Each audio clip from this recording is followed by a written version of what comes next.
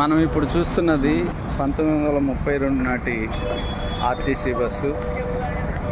దీని డీటెయిల్స్. దీని 1932లో దీన్ని దక్కన్ క్వీన్ అని ప్రవేశపెట్టారు. 19 మంది కూర్చోవడానికి అనుకూలంగా తయారు చేసినటువంటి బస్సు ఇది. చూడండి ఆనాటి బస్సు ఎలా ఉంది.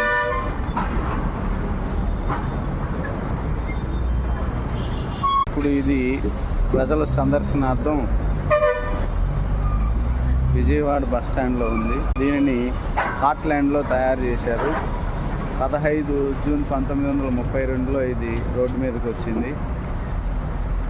అల్బియన్ మోటార్ కార్ లిమిటెడ్ వాళ్ళు తయారు చేసినటువంటిది.